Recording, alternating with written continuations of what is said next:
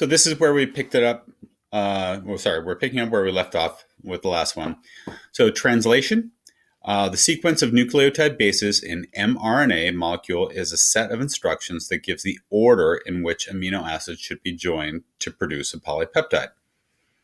The forming of a protein requires the folding of one or more polypeptide chains. We're not really going to get into the folding part of it so much. We're just going to deal with the coding more. Ribosomes use the sequence of codons in mRNA to assemble amino acids into polypeptide chains. The decoding of an mRNA message into a protein is a process known as translation. So first we had transcription, which is where the DNA was coded into mRNA. Then the mRNA leaves the nucleus and goes out to the ribosome. At the ribosome, that's where translation happens. Translation is where you're actually going to take that code and turn it into a sequence of amino acids that will eventually make a protein. All right, so here's steps in translation. So this is the mRNA leaving the nucleus. Okay, so here's the code that it has on here. Then goes out to the ribosome. Translation begins when a ribosome attaches to an mRNA molecule in the cytoplasm. So you can see that this is the ribosome and the mRNA is attached. As the ribosome reads each codon of mRNA, it directs tRNA to bring the specified amino acid into the ribosome. One at a time, the ribosome then attaches each amino acid to the growing chain. So the start codon, so how your cells know where to start is this codon right here, AUG.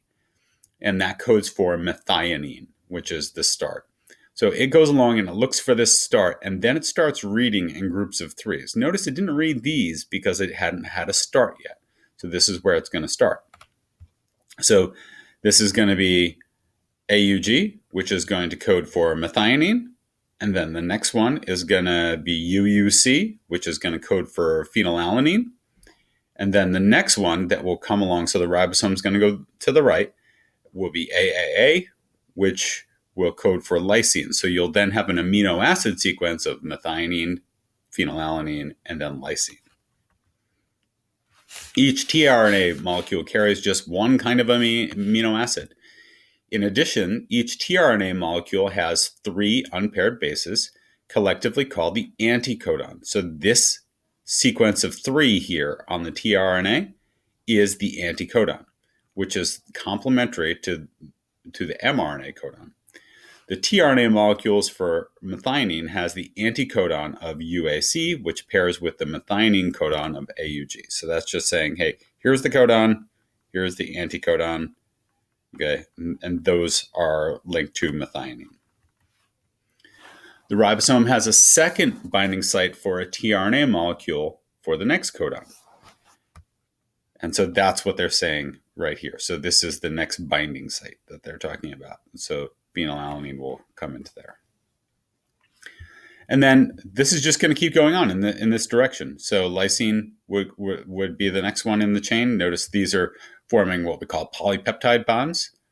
And then this one's going to come in here, and then this will join this chain.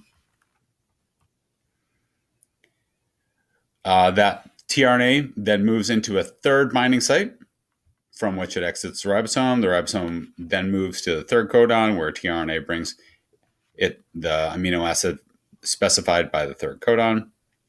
And then eventually you end up with a big long chain of amino acids that we call polypeptide chain until you get to the stop codon. And there are actually, I think, 3 different stop codons, and you'll see them on the chart. So when you get to a stop codon, you stop counting in groups of 3s, and then you just start looking for the next start, next UAG.